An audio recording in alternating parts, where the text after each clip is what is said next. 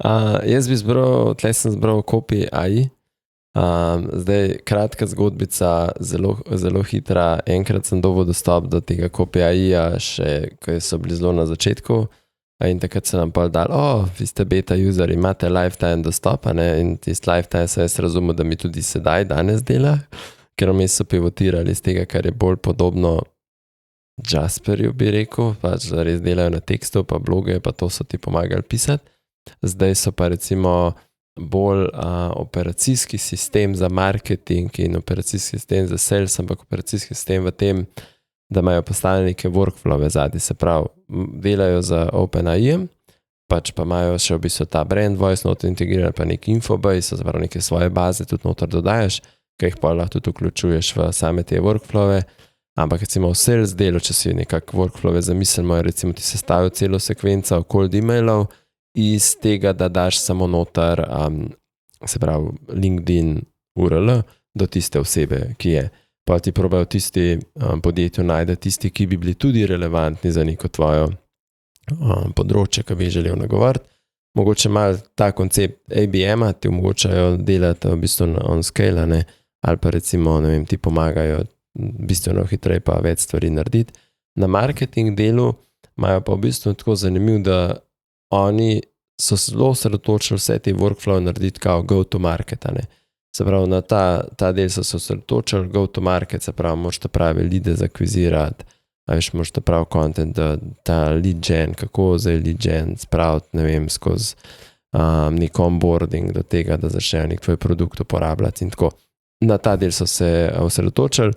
Zdi se mi pa zelo pomembno, da to, kar oni imajo, bi recimo ti integriral v, to si prej rekel, za forme, da imaš to znotraj mogoče tvojega HubSpota, če to uporabiš kot CRM ali pa druga CRM rešitve, zato da imaš ta flow res pa je poklitan, pa da je proces tudi tam teče povezano, da ne rabiš spet neke aplikacije ven kopirati, not kopirati, prenašati, pa tako ta del bi pač.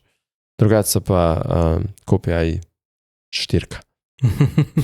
Ja, to, da imaš zdaj verzije, je ful popularno, ampak se mi zdi, da pri njih je to res razlika, da so šli v te workflowe, torej da ti probajo pokriti posamezne dele customer journey v marketingu, ne samo, da ti napišajo en mail. In to je tisto, kar se mi zdi, da daje vrednost, da je tudi tle nek prostor za take tule. Ok, zdaj, če se jaz kar navežem na besedila, se mi zdi, da ga moramo omeniti, je HubSpot in vse funkcionalnosti, ki jih ima. Torej, HubSpot je bil eden prvih teh večjih CRM providerjev, ki je skočil na ta AI vlak. Res so zagrabili in tudi zdaj to nadaljujejo. Torej, prihajajo vam nove funkcionalnosti, po mojem mnenju precej hitrejš kot pri konkurenci, ki ima sicer kar nekaj lepih videov, ampak se mi zdi, da precej manj stvari v produkciji. Par stvari, ki bi jih izpostavil za marketerje. Eno je spet website generator ali pa generator landing pageov. Ta zaenkrat dela sam v angleščini, je pa soliden, ni nič posebenega, malo generičen, ampak je pa tam. Torej, kar je prednost vseh teh orodij, ki jih bom omenil, je to, da so pač res integrirana v HubSpot, da jih imaš že kot del flowa, da jih pač uporabaš tam, kjer si. Torej, sploh recimo s teksti pa slikami je tako. Torej, posod, kjer rabiš sliko, je zraven možnost tudi ne samo uploada slike, ampak tudi generiranja slike. In posod, kjer imaš nek text box, imaš vsaj ta osnovni generator na voljo, ki ti ponuja rewrite, razširjanje teksta, summarization, torej povzetke, spreminjati ton ali pa torej generiranje. Torej, lahko ti generira tekst za bloge, za social poste, za oglase, v mailu, kakorkoli želiš.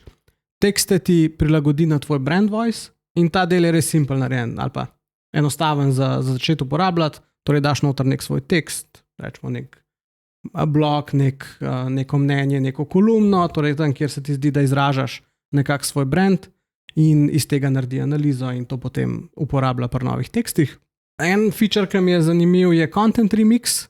Tukaj štartaš z eno vsebino in delaš derivate. Torej, če rečeva tako, res na veliko, štartaš z nekim pillar pageom ali pa z nekim dolgim webinarjem, podcast epizodo in kakorkoli, ki jo želiš potem zboostati ali pa opremiti in iz tega narediti. In rečeš, ok, zdaj pa postav na to temo še dva bloga mi napiš, zgeneriri mi 3 slike, zgeneriri mi social post za promocijo tega, zgeneriri mi oglas in ti to naredi in iz tukaj naprej lahko spet gradiš tudi neke podsklope, torej iz enega od blogov, ki je bil mogoče širši, delaš spet nove vsebine ali pa samo glase za njega. Tako, cool tool. Kar pa imajo tudi je pa text to voice. Ena način, kako lahko to uporabiš, je, da na vsak blog, ki ga napišeš, dodaš audio posnetek tega bloga. Druga možnost, ki jo imaš, je pa v bistvu ti kar lahko iz tvojega bloga ali pa iz nekako drugače generiraš vsebino, da ti naredi podcast feed. Zdaj ja, nek tool kot je Copy.ai ali pa Jasper.ai, se mi zdi, da so še vedno malo upgrade tega, torej bolj so fokusirani, imajo template, imajo neke use case, ti lahko več naredijo, ampak ja, treba jih je potem povezati v flow. Mogoče kar bi tle pri HubSpotu zraven omenil, je še en website agent.ai, tega je naredil torej, Darmesh, ki je co-founder HubSpota, torej ni direkt povezan s HubSpotom, sta pa go recimo dva zadnja toola, ki sta prišla, ali pa izmed zadnjih. En je webpage copy editor, ta je zanimiv, ker daš noter landing page, product page in te naredi neke predloge, kako ga izboljšati, torej kako zamenjati naslove, najde kakšne slovnične napake, naredi neke alternativne predloge za tekste. Ta drug, ki je pa malo bolj zabavan, je pa meme maker, torej včasih za neko prezentacijo, za oglas, za karkoli tasga rabaš nek meme, ki je prilagojen na te in deluje tako, da mu ti daš prompt, o čem bi rad, da je meme, najde torej primeren meme grafiko in tudi proba narediti nek humorističen twist na tekst, ki si ga dal gor. Zdaj, rezultati so zelo različni, ampak jaz sem naredil par kar smešnih mimov, tako da sem bil zadovoljen s tem. No. Super, to treba potestirati.